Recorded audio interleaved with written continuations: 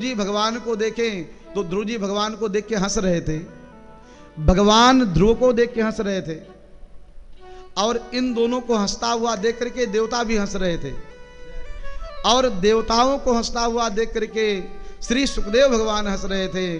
सुखदेव भगवान को देख करके राजा परीक्षित हंस रहे थे। राजा परीक्षित से सुखदेव जी ने पूछा, हे राजा तुम क्यों हंसे, क्या कारण है? तो राजा परीक्षित ने कहा, भगवान मुझे हंसी इसलिए आ गई क्योंकि आप हंस रहे थे, आप मुस्कुरा रहे थे। आप क्यों हंसे? सुखदेव भगवान कहते, मुझे हंसी इसलिए आ रही थी, भक्त और भगवान का मिलन हो रहा है और ये अभागे देवता भगवान की भक्ति से रहित रह जाते हैं। ये भगवान और भक्त को देख के हंस रहे हैं। देवताओं से पूछा गया, आप क्यों हंस रहे थे? देवताओं ने कहा, मैं इसलिए हंस रहा था कि भगवान सामने खड़े हैं और ये बालक ध्रुव चाहता तो भगवान से स्वर्ग का राज्य मांग लेता, इंद्र का सिंहासन मांग लेता, संसार का कोई पद मांग लेता। देखो आप किसी स्थान पर जाते हैं, जितने लोग जाएंगे सबकी नज़र अलग अलग है और नज़रिया भी अलग अलग होता है।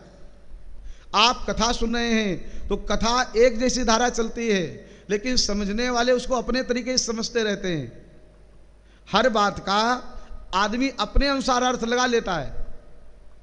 एक बार एक महात्मा जी और एक सेठ जी दोनों लोग कश्मीर टहलने के लिए गए। तो महात्मा जी कह रहे थे आनंद आ गया, सेठ जी भी कह रहे थे गुरु जी आनंद आ गया।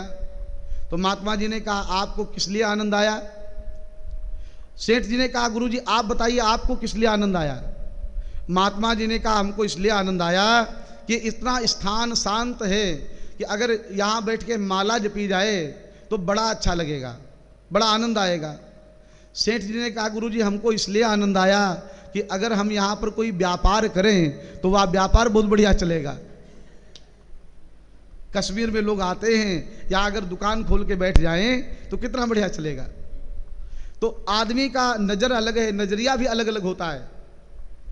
देवता इसलिए हंस रहे हैं कि ध्रुव जी के ऊपर, कहते ध्रुव जी के ऊपर तरस आ रहा है। अगर मैं इस जगह होता तो भगवान से धन वैभव संपत्ति मांग लेता, लेकिन ध्रुव भगवान से कुछ मांग ही नहीं रहे हैं।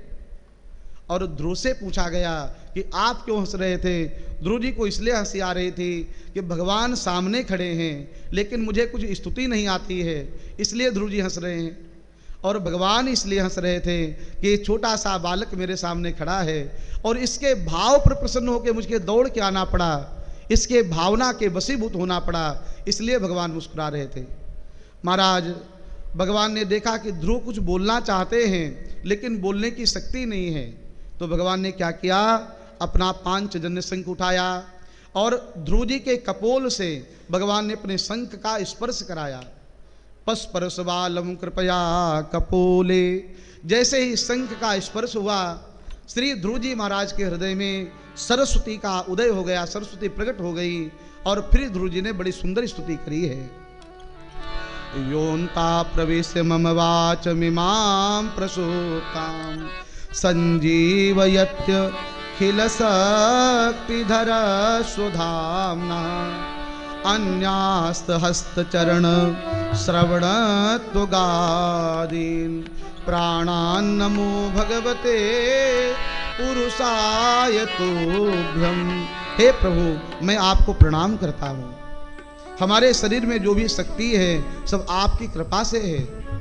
योन्ता प्रविश्य मम वाच मिमाम प्रसुप्ताम, आपने अपनी शक्ति के द्वारा मेरी वाणी को जागृत कर दिया, मेरी सोई हुई सरस्वती को जागृत कर दिया, और हमारे शरीर में जो भी शक्ति है सब आपकी ही है।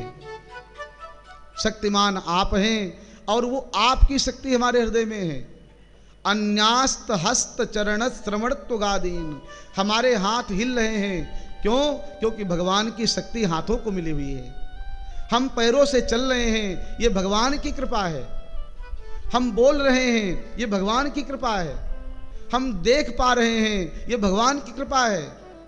दुनिया में बहुत से लोग ऐसे हैं जिनके आंखें होती हैं लेकिन दिखाई नहीं पड़ता है। बहुत से लोग ऐसे होते हैं, कान तो रहते हैं लेकिन सुनाई नहीं पड़ता है। बहुत से लोग ऐसे हैं, हाथ तो हैं लेकिन काम नहीं कर सकते हैं। बहुत से लोग ऐसे हैं जिनके पैर तो होते हैं लेकिन पैरों से कोई कार्य नहीं होता है। भैया संसार में जो भी शक्ति प्राप्त है या सब शक्ति भगवान की है। अन्यास्त हस्त चरण श्रवण तुगादीन, हे प्रभु ये आपकी शक्ति है, इसलिए मैं आपको प्रणाम करता हूँ। इस प्रकार 4 श्लोकों में ध्रुव जी महाराज ने बड़ी सुंदर स्तुति करी है। भगवान ने कहा ध्रुव जी मांगो क्या चाहिए, जो चाहिए वो मैं देने के लिए तैयार हूँ। ध्रुव जी ने कहा भगवान आपका दर्शन हो गया, इसके सिवा और का क्या हमको आवश्यकता है। भगवान जानते हैं कि ध्रुव जी जब आए थे तो राज्य की कामना लेकर के आए थे। उस यदि वांक्षस नृपासनम, राज्य के सिंहासन पर बैठने की इच्छा से आए थे। और भगवान की भक्ति की विशेषता ये है कि भगवान की भक्ति कभी निष्फल नहीं जाती है। आप एक बार भी राम नाम भी ले लेते हैं तो वह राम नाम लेना भी निष्फल नहीं होता है।